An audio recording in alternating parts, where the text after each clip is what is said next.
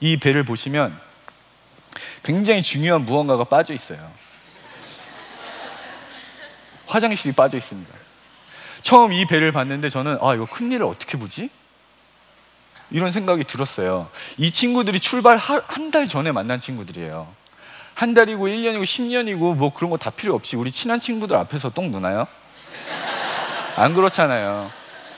우리 그냥 큰일 보다가 누가 문만 열어도 정말 창피하고 당황스러운데 이건 대놓고 해야 되는 거예요. 그런데 처음이 어려운 거예요. 노를 이렇게 적고 있으면 옆에 황금색 덩어리가 이렇게 떠내려갑니다. 그걸 보고 네가 오늘 장이 튼튼하구나 이렇게 농담도 하고요. 저희는 똥공장이라고 했었는데 영어로 했었죠. 푸팩토리라고 했었는데 한 친구가 푸팩토리 오픈 하면은 쉬고 있던 친구들이 오픈 오픈 하면서 나와서 같이 그렇게 큰일을 보곤 했었어요. 그렇게 애매한 상황도 적응이 되는데 사실 적응이 안 되는 고통들이 있었습니다. 로잉을 하면 가장 아픈 신체 부위가 어딜까요? 뭐 팔, 허리 이렇게 말씀하시는 분들이 있는데 저 개인적으로는 엉덩이가 너무 아프더라고요. 오랫동안 앉아 있어서 엉덩이가 아픈 것도 있었지만 바닷물에 엉덩이가 쩔어요. 어느 날은 엉덩이가 따끈따끈거려서 이게 속옷을 이렇게 벗는데 너무 아픈 거예요. 그래서 이게 속옷을 벗어서 이렇게 봤더니 핏자국이 하늘에 수많은 별처럼 막 찍혀 있는 거예요. 트러블이 났는데 그 트러블이 다 터진 거예요. 그걸 보고 제 엉덩이의 상황을 알 수 있었습니다.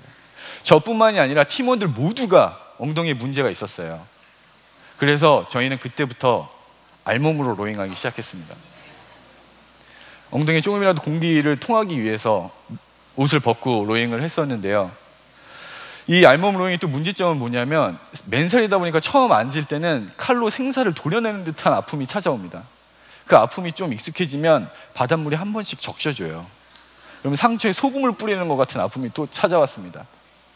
저희는 이런 상처들이 빨리 아물게 하기 위해서 쉬는 시간마다 이렇게 엉덩이를 햇볕에 말려야 했습니다.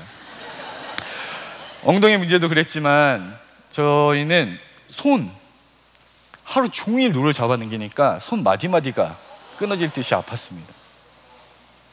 발에 상처가 났었는데 물에 불어서 상처가 아물기는커녕 더 벌어지기만 했었어요. 피부는 햇볕에 타서 온몸이 화끈화끈거렸고요. 몸 여러 군데서 피부 발진이 일어났습니다. 그 거친 환경에서 팀원들 각자가 말 못할 고통들을 가지고 있었지만 저희는 13팀 중에서 가장 빨리 하와이를 향하고 있었어요.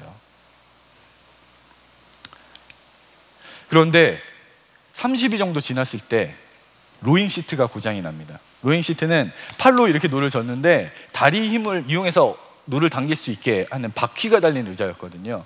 이 바퀴가 다 닳아서 의자가 움직이지 않는 거죠. 그때부터는 팔로만 노를 저어야 했어요. 속도가 절반으로 뚝 떨어졌습니다. 정상으로 로잉을 해도 며칠을 더 가야 되는지 모르는데 속도가 떨어지니까 앞으로 한 달을 더 가야 될지 2달을 더 가야 될지 모르겠는 거예요. 그런데 그때 카스파하고 크레이그라는 두 친구가 승부욕이 대단해요. 선두를 놓치지 않겠다는 그 신념으로 풀파워를 가동하기 시작했습니다.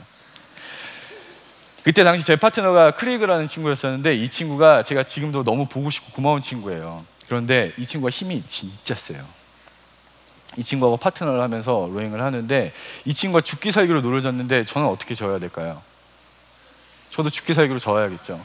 힘이 너무 세니까 못 따라가겠는 거예요. 1시간 노를 저으면 거의 끝날 쯤 되면은 나 못할 것 같아. 진짜 포기하고 싶다. 눈이 막 돌아갈 정도였었어요. 그래서 너무 힘들어서 제가 쉬는 시간에 크레이그한테 얘기를 했습니다. 크레이그, 나 진짜 죽을 것 같이 힘들다. 너 나한테 맞춰주면 안 되니? 이렇게 얘기를 했더니 크레이그가 저한테 이렇게 얘기를 했어요. 준호야, 너 군대 갔다 왔다면서 한국 군인은 힘들면 힘들다고 얘기하니? 뉴질랜드 군인은 힘들어도 절대 힘들다고 얘기하지 않아. 그게 내가 군대에서 배운 거야. 갑자기 욱하는 거예요. 그래, 네가 이기나 내가 이기나 한번 해보자. 저도 그때부터 젖먹던 힘까지 짜내서 죽기 살기로 노를 저었습니다. 진짜 최선을 다해야만 한계를 만날 수 있고요. 그 한계를 이겨냈을 때 진정한 성공이 온다는 것을 깨달을 수 있었습니다. 지금 이 순간 최선을 다하는 방법밖에 없다는 것을 저희들은 알고 있었습니다. 노 한 번 저을 때마다 최선을 다해서 저었어요. 그렇게 조금씩 앞으로 나아가던 열흘쯤 지났을 때 하늘에서 비가 내리기 시작했어요. 빗줄기가 갑자기 굵어지더니 여기저기서 거대한 파도가 솟아올랐습니다. 폭풍을 만난 거였어요. 저희들은 환호성을 질렀습니다. 왜냐하면 그 거대한 파도가 저희들을 하와이로 밀어줬거든요. 비가 그치고 파도가 잠잠해졌을 때 저 멀리서 신비한 하와이가 보였습니다. 그렇게 저희는 43일 5시간 30분이라는 기록으로 가장 빨리 하와이에 도착할 수 있었어요.